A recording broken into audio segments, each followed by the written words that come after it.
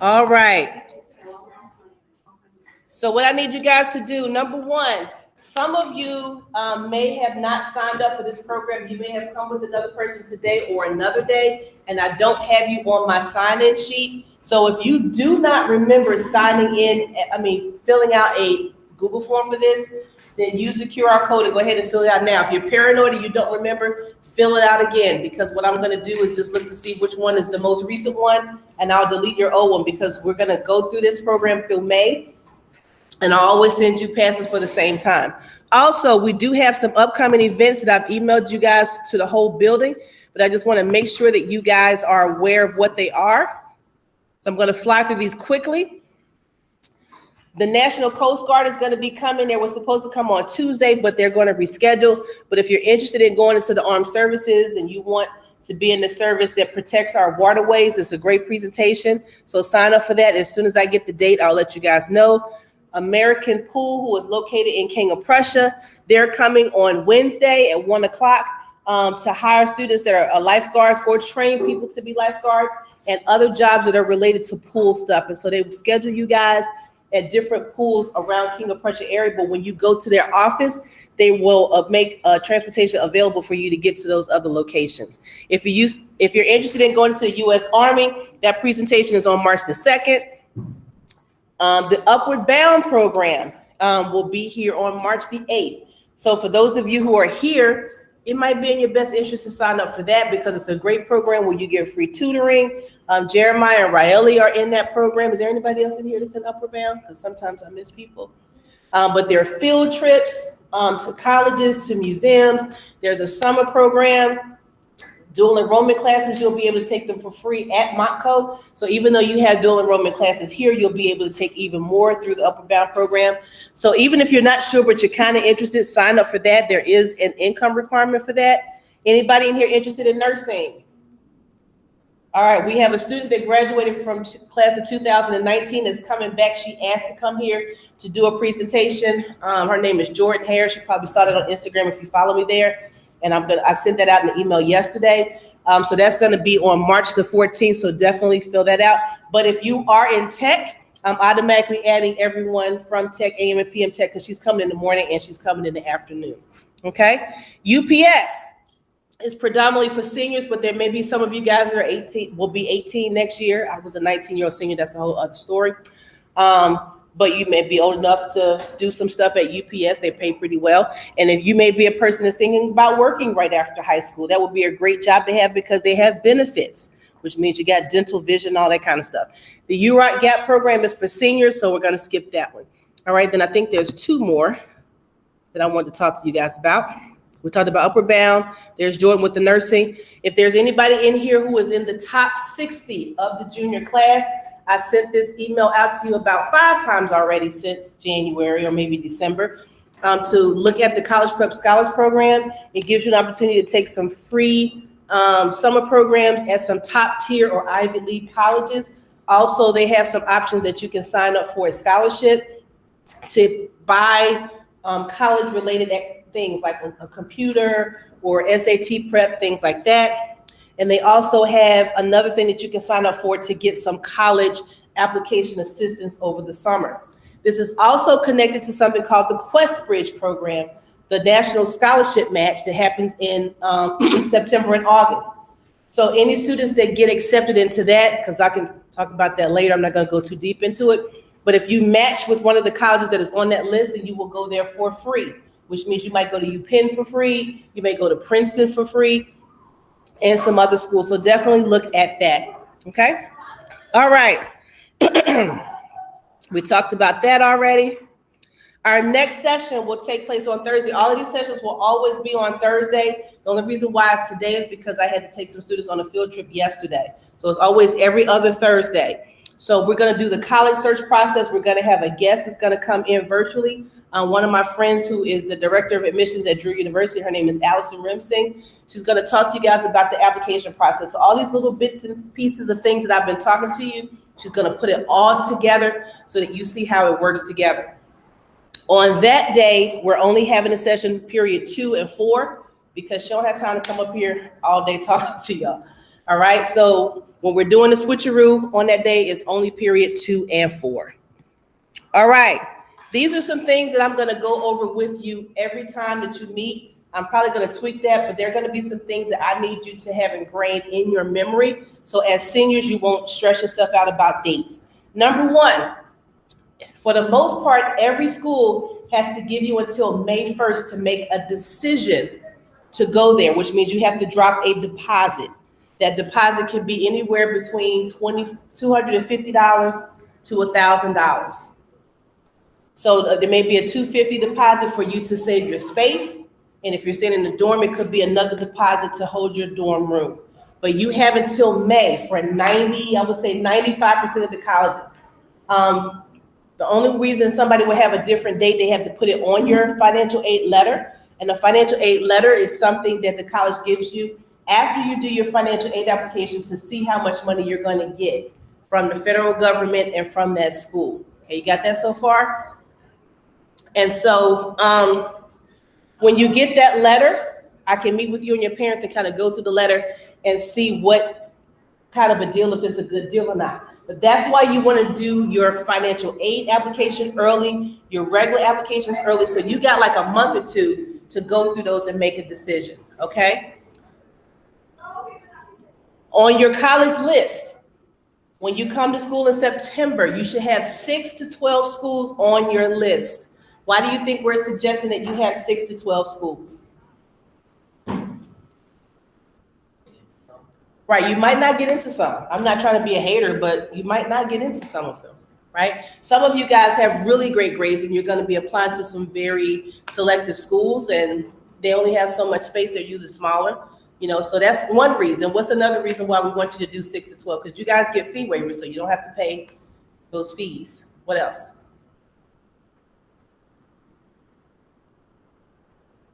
What is a reason that somebody wouldn't go to a school besides not getting accepted? Population, Yeah, you might not like the people you see, but somebody said something up there. May be too expensive for you to go. So the last thing you want is to have your top choice. You get in, we crunch the numbers, you can't afford to be there, and you're in a panic trying to find some other schools. So just go ahead and do the 6 to 12 from the beginning, okay? Your top 3 choices to be a good fit for you. Don't just pick one school and just and devote yourself to that school because you might not get accepted to that school. We're not deleting colleges because it looks like they cost too much, because you might get some financial aid. So again, remember, you have until May 1st to make that decision. You want to be careful with loans. We're going to talk about loans in a couple of weeks. And also, how many of you guys are trying to get away from, as far away as you can from your parent or guardian? Raise your hand. Just remember that when you go out of state, you lose money, meaning that you're not going to get any state money from the state of Pennsylvania. And also, if you go to a public college, which we'll talk about next week when Drew comes, the difference between public and private. Also, if you go to a public college, the tuition is going to be extra. So just keep that in mind. So I'm not saying don't go out of state, just keep those things in mind. All right? Y'all with me so far? All right. The next time we meet with you guys, some of you guys got transcripts already, but a lot of people joined since I gave them out. So I'm going to update transcripts and I'll give you guys transcripts the next time you come. All right. But if you happen to be down in the guidance office and you want to see me, I'll get that for you. Okay. So today what we're going to talk about is we're going to continue our conversation from the last time. We're going to talk about the college search process as far as the college search engines and sites that you can use. Because today what you're going to do is start to put together your college list. All right. So the last time we were here, we talked about 3 or 4 sites. I'm going to go through them very quickly. So raise your hand if you are not a good test taker. And again, she raised her hand quick. She almost snapped her arm off. I'm going to raise both of my arms and my leg. Okay, it's a lot of non-test takers. So this is going to be your friend. All right, so this is the Fair Test website. And before I continue, all of you guys got a calendar invite from me in your email that stays on the calendar. All the classes that we have are already on the calendar. Any links that I give you, any videos that I do, there's a link in the box. And all you got to do is pull that link and I add stuff to it. So you can write stuff down if you want to, but it's there. So this is fairtest.org. and they have a list of every college in the United States that is test optional or test free. Test free means that college doesn't want your test scores at all. Test optional means that you can pick and choose if you're going to send them. However, we told you in earlier classes that you still should take the test anyway, because even though a school is test optional, some of them are slick and they want test scores for scholarships. Or if you have a high score, you may get more money. So now you know you can take the test without stressing out, but we still want you guys to take it also for Act 158. If you get a 1010, then that is one of the things that you can use. So you can pull this list up. It's updated regularly. You can do a sort. And if you just want to look for the schools in Pennsylvania, just because those are the ones that you're more familiar with.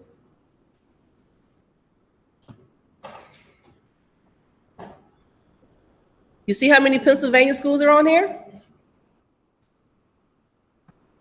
All right, so let's start looking at schools that you know. So it's fairtest.org if you want to pull it up now.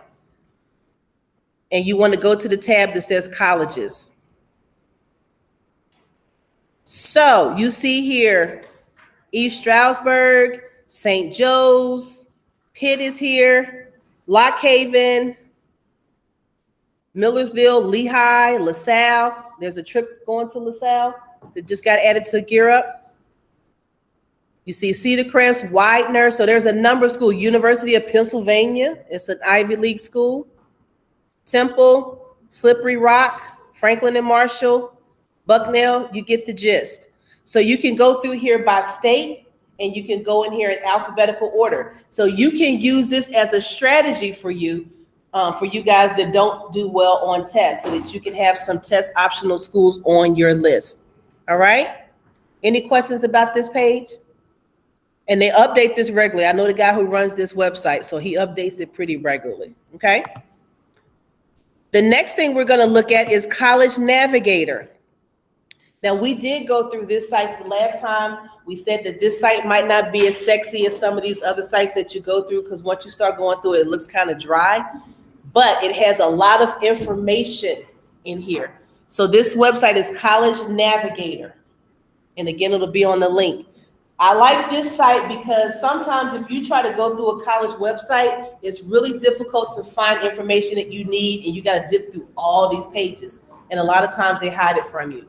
But this page is from the government, okay? And so you can dig in there and find SAT scores, ACT scores, how many students they have, information about financial aid from different years. So for those of you who really like to dig and find particular or specific information, this is a really good site for you to use. I'm not crazy about their search engine as far as putting together a list. It's decent, but you can use it maybe to find some schools that you couldn't build on another list, all right? The next list that we're gonna look at is College Scorecard. We went over this one the last time. Every college is not on this one. However, this one will give you information about careers, fields of study, which majors are very popular, or do they predict they're gonna be like very high in demand type situations. How much money will you make? Do you need to get a master's degree? So it gives you that angle of research for those of you who really like to do some research, okay? You can't really build a list in here. You can do some searches, but they also have some alternative pathways, so you can actually research careers in here, okay? And then the last one we're gonna look at on here is College Board Big Future. So this is where the SAT is. I like their college search list on here. It's very user-friendly. The only word of caution that I would have is that with the SAT, they sell your information to colleges that you put in there for like 35, 45, 55 cents. So I'm sure that there may be some schools that when you're doing the searches that may kind of pop up a little higher on the list than they should, maybe a little bias in there. But I like their search engine, and they also have some career cluster information in here to let you do some deep dives to learn about different careers and give you some other things to think about. All right.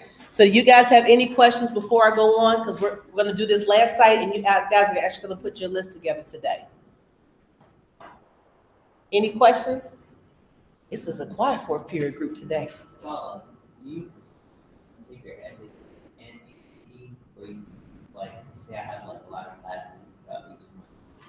To take both? Yeah, to take both and send it to my colleges. I think I'm not good on.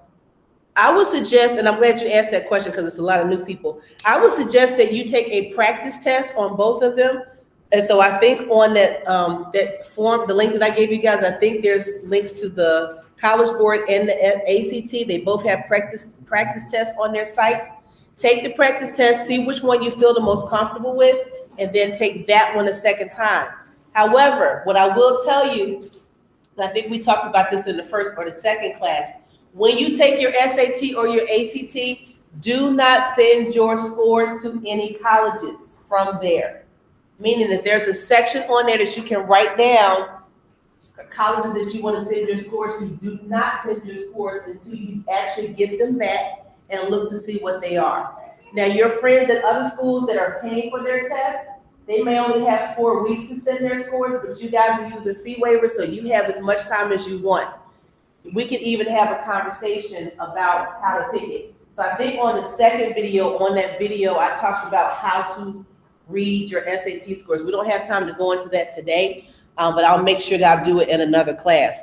But basically, as a reminder, don't put your SATs, don't send them out yet. You can send them from College Board or from ACT, okay? And what was your second question? Or was that just one question? That was it? Any other questions? All right. So the main college search engine that we are going to use is Naviance. That is the app that we use to send out your letters of recommendations and transcripts from the school. Also, we're going to be using Naviance because we're paying for it, so we need to use it. All right, we're paying a lot of money to use Naviance. Naviance does a lot of cool stuff. So what you guys are going to do is you're going to go to your class link. All right, go to your class link and look for the Naviance tab. In here, it's like a teal green color. You're going to click on that. And it should automatically, once you start clicking through there, connect because it's a single sign-on for you.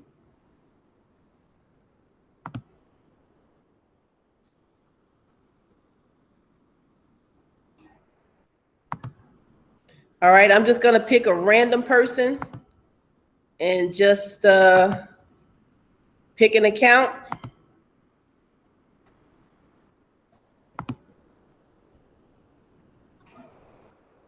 All right, so your screen should look like this when you open it. Let me know if you're having a problem getting there. You guys good? Everybody good? Aren't they quiet today, Miss Karen? This might be the monster in my closet, faking me out, right? All right. So Naviance is very good because this is the main one that I want you to use also, because once you start putting your list together, you can connect your list to other pieces in this portal to look up information. There's career information in here. You can build a resume in here for jobs or different college applications that you're going to do. You can research careers. You can look for scholarships. But for today, we're going to go on this college tab, and you're going to click the button that says Super Match College Search. Right there. You got it? All right. So in here, this is where you're going to start putting your list together. So you can put a list together in here. You can put a list together on your College Board account and cross-reference them because some schools might be on one list and not on the other. So they're going to give you a comprehensive list of criteria so you can search your schools by location, cost, size, and more to find your best fit, but not all fields are required, okay?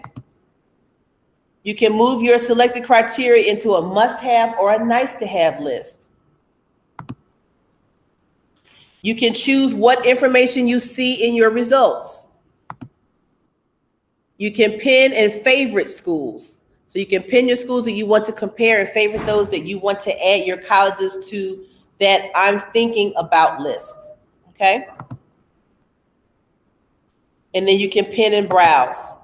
So again, when you put this list together for right now, it could be 100 schools on that list. It could be 50 schools on that list. That's totally fine. because your goal is to, by September, when you come to school, is to get that list down to 6 to 12. And also, just a reminder that whatever your grade point average is, when you come in on the first day of school, that is the average that gets sent out to the colleges. There is no, oh, Ms. Mitchell, I'm gonna boost my GPA and get my GPA up. That's not gonna happen. Can't. That's what the old people say. It's not gonna happen. Your GPA doesn't officially change until the end of the school year. So you want to make sure, since mid-marks are due today, do what you need to do the rest of this year to kind of get your grades up as high as you can so that average can be as great as it can be, okay? So you can do these searches and you guys can get started if you want to, but I'm gonna go ahead and just point out a couple of things. You wanna look at location. So when you are putting your list together, you want to use the acronym SLAM. SLAM, slam the monsters in your closet, all right? So S stands for social. What kind of social life do you want on campus? You don't want to just sit there. I mean, college is fun. There is a lot of fun stuff that goes on the college campus. So you want to make sure that they have things that interest you there. L is for location. Where do you want to go? Do you want to go to a school that's in the city? Do you want to go to a school that's out in the suburbs? Do you want to go to a rural area? Do you want to live close to home? Do you want to be far from home? Okay. A is for academics. That's the most important reason. If you have a major, do they have your major? Some of you have no idea what your major is, and that's okay. Actually, the number one major for college is called undecided. They say that a student will change their major 2 to 3 times, but now they've changed that number to 3 to 5. So think of a couple of different majors that you may be interested in and see if these schools have at least 3 to 5 of them. So if you change your mind, you don't have to change to go to another school, okay? Because when you change from one college to another, you're gonna lose credits. It's not like high school, we have to keep all of your credits. And then M stands for money, right? I was doing this in the last class, money. So you want to make sure that that finance is a fit. But again, we're telling you guys, do not take a college off the list because it looks like it's too expensive, because you may get grants and scholarships. Grants and scholarships are good words. Why are they good words? They're giving you money that you don't have to pay back, okay? So you want to start going through here, clicking some of these things. Mid-Atlantic, if you click here, you'll see that these are all the colleges that are near us in Pennsylvania. They're the border states. You can click some of them off if you don't want to do those. If you go on academics, that's where you have your GPA in there. You can start searching majors. Admissions, you might want to look for your student life. But when you go through those tabs, make sure you don't click every single thing because it's going to make your list too small, okay? So do you have any questions? All right, so what we would like you guys to do is to start going through here and building your list.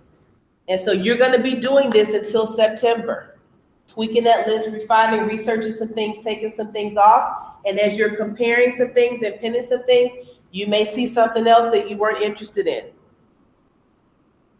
And so now when you start going to these college fairs, whether it's virtual or it's in person, now you're going to have a list to work from so you can have some strategy when you go to these fairs as opposed to just walking around and just staring at everybody, okay? All right, so I'm going to stop talking as hard as it is. And so just let me know and Ms. Gallagher know if you guys need any help. All right. And for those of you watching the video, bye-bye.